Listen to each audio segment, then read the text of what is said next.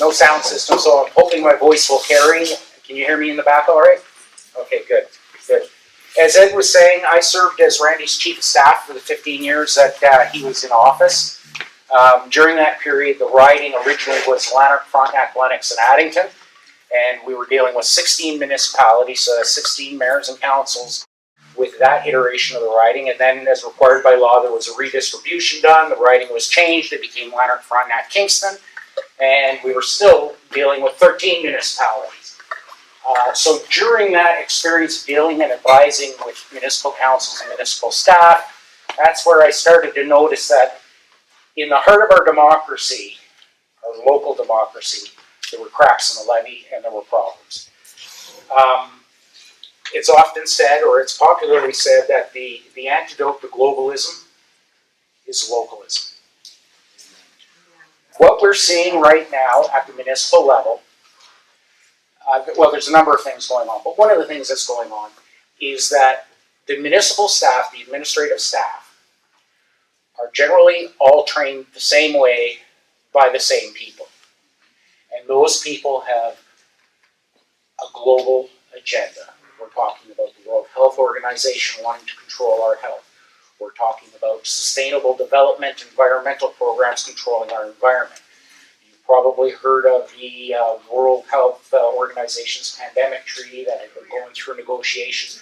It's been sidelined for now, temporarily, but it will be coming back. But in fact, what this does is Canada, if we signed on to it, we would give up our sovereignty over every living thing in the country. And we would be authorizing the director of the World Health Organization to put areas of a country in quarantine to protect an endangered shrike or endangered turtle. They could declare, under these rules, they could declare anything a pandemic. Anything, quite literally, an environmental disaster could be a pandemic.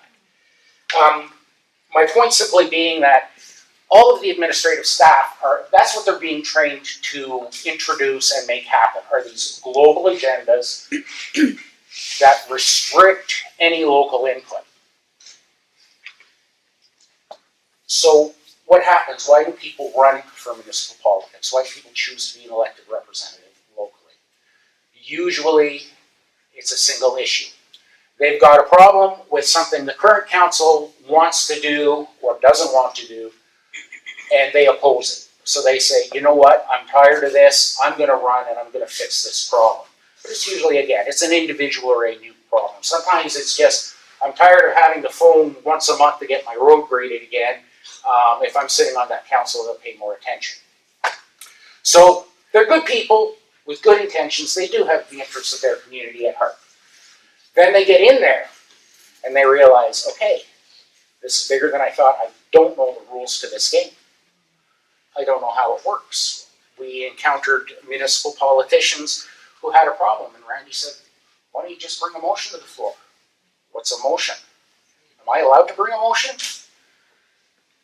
What happens when these people get in, they don't know the rules, so guess who teaches them the rules? Right? How many people have confidence in our post-secondary education system right now? Seeing no one. That's where these people are trained, and that's where they're getting their message from. And all of that is coming from people outside of our communities. They don't know us, they don't know our communities, they don't know what our needs are, what our immediate pressures are. So we're losing sight of what's important, and that's our local governments. If you're going to fix a problem, you have to start at the root. Healthy people create healthy families. Healthy families create healthy churches and healthy communities. Healthy communities create healthy municipalities that have good governance, and that keeps on trickling. But you've got to start always at the root. And that's why I'm focused on our local politics. What we're seeing with the staff directed, I call it the tail wagging the dog. We see the administrative staff directing our elected officials to these agendas that aren't necessarily in the interests of our local communities. An example I was hearing lately was that this municipality has spent a significant amount of their budget allotment towards two main issues: environmental education on climate change, and promotion and endorsement of the LGBTQ agenda. And when they were called out on it, the person, the individual who went before council as a delegation, pointed out that you've allotted more money to climate change and LGBTQ than you have to fixing roads, fixing bridges, putting in sidewalks, maintaining parks. We've lost what's important to us locally to this large global future.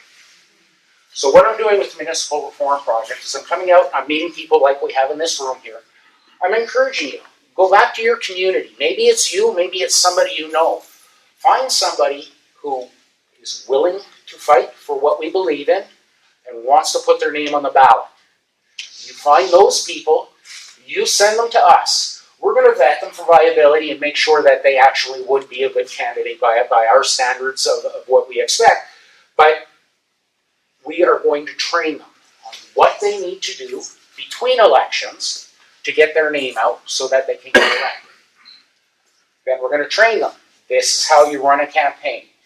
Campaigns are very scientific. It's not guesswork. There's actually a science to it. It's probably a corrupted course now, but there used to be a course called political science, poli-sci, right? And that's what they were teaching originally, was the mechanics of how these things work.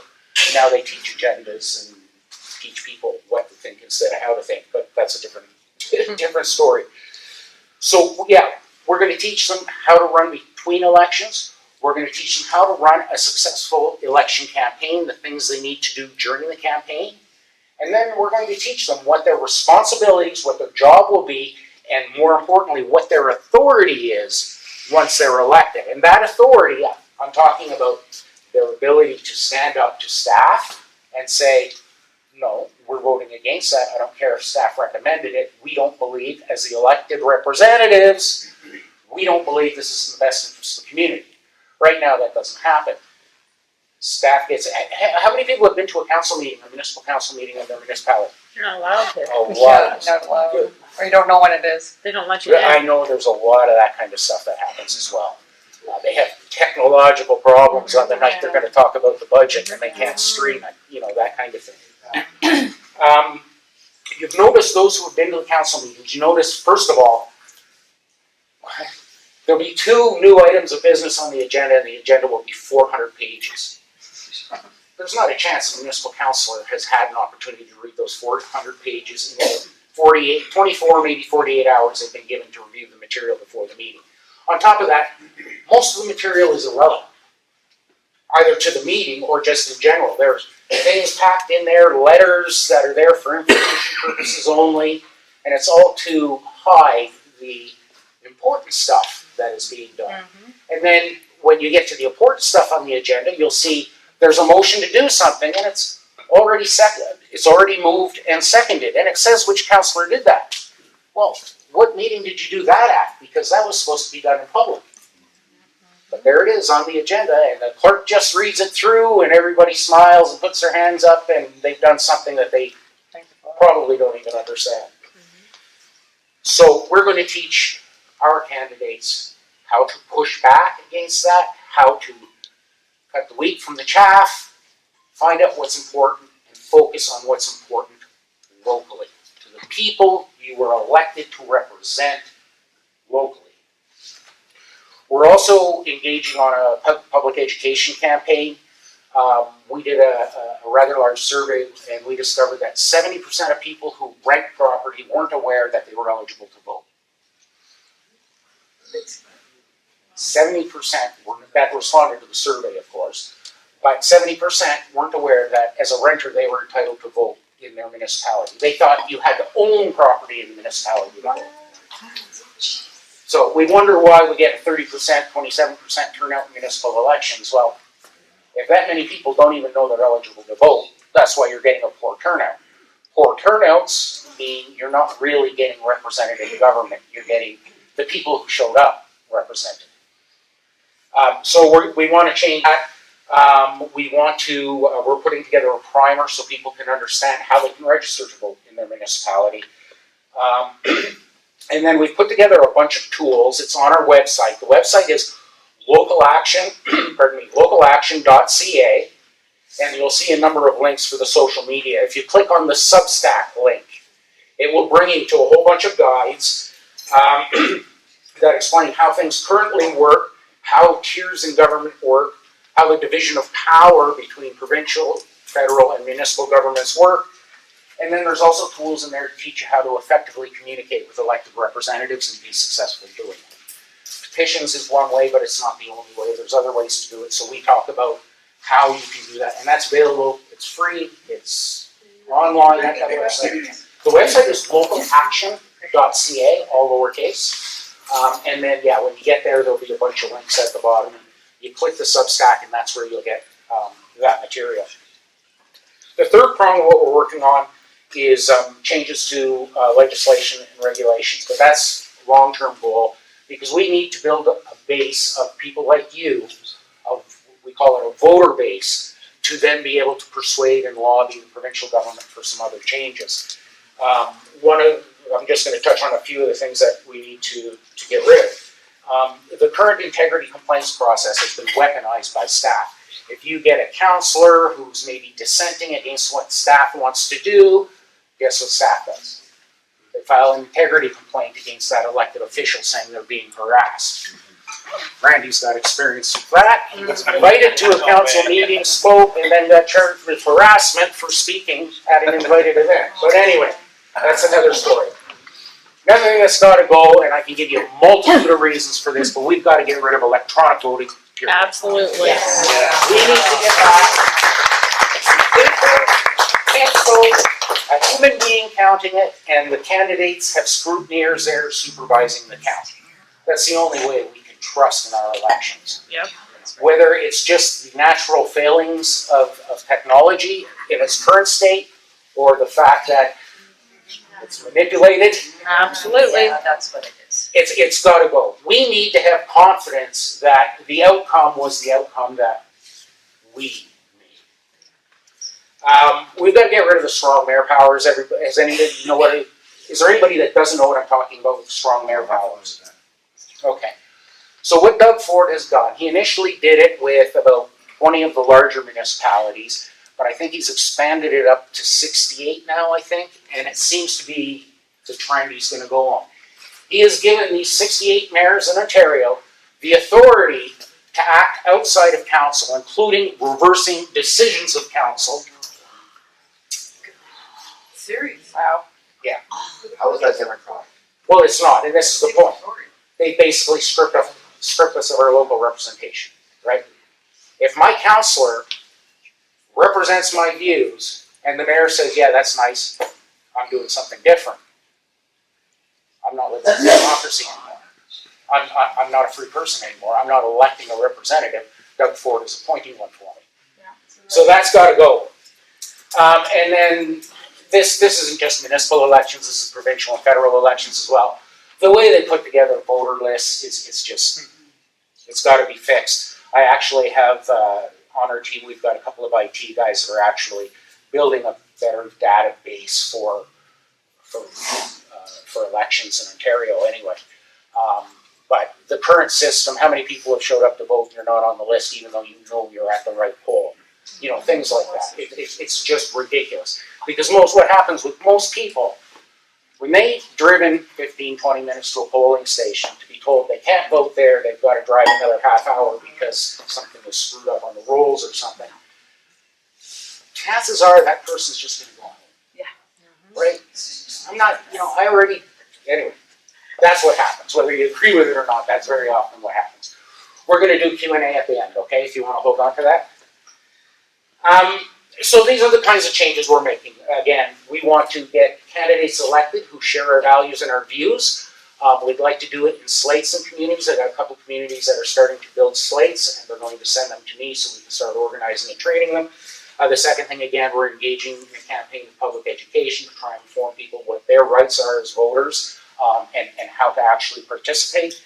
And then again, the third thing is longer term, but that'll be the changes to legislation and regulations. But to do that, we need to build a large base, again, a voter base, so that we have the power when we go to lobby government for these changes, we can demonstrate, well, You know, we got a petition with 500,000 signatures on it that say we want an end to electronic voting, or whatever the number might be, but you get my point. So a lot of people ask me why I'm doing this, especially since I'm not earning anything right now. But the reality is, we've all heard the expression, well, why doesn't somebody do something? Well, I'm somebody. So here I am in front of you trying to do something.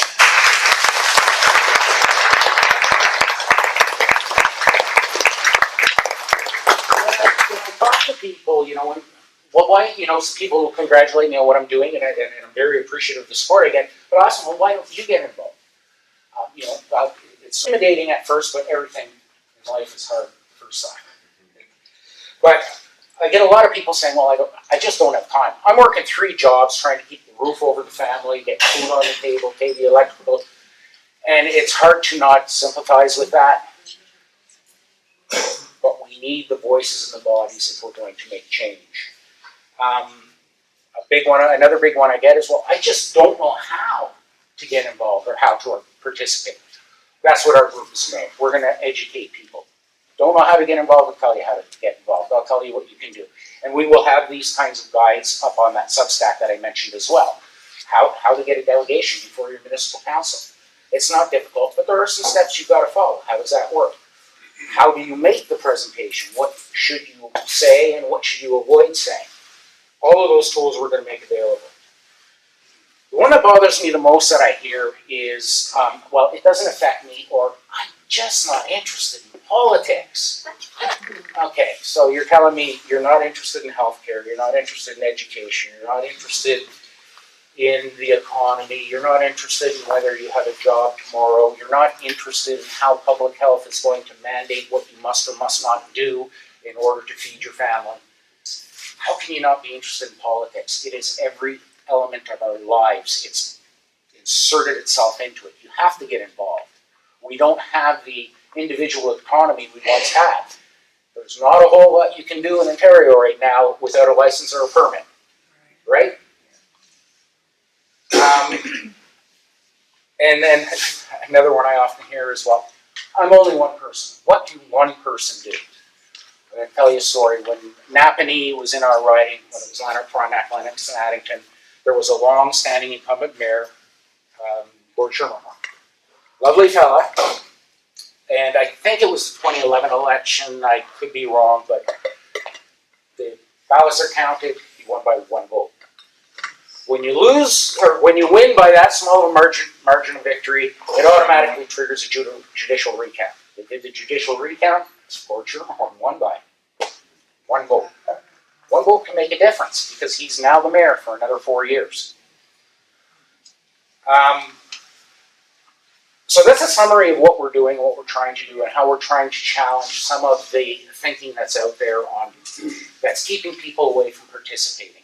You have to get involved. Nothing will get fixed. Nothing will change without direct involvement from the individuals. Like I said at the start, the healthy individuals who are building healthy families, who are building healthy churches and healthy communities. We're the ones that have to get together if we're going to right this ship, because it starts at the root. If we're going to defeat the globalists up here, we've got to secure our homes first, then secure our municipalities, then secure the province, then secure the federal government. But it's got to start with us in our communities, getting involved, and fighting for the change that we want to see. So again, if you're out recruiting, you know somebody who would like to run and is maybe hesitant, maybe feeling reluctant because they think it's difficult, they're not sure what the challenges will be, you put them in touch with us after the Q&A when we're all chatting. I've got business cards, come and see me, I'll give you some business cards so that you can put people back in touch with me who are interested in running, and we'll have a conversation with them about getting things going. Thank you very much for your time, everyone.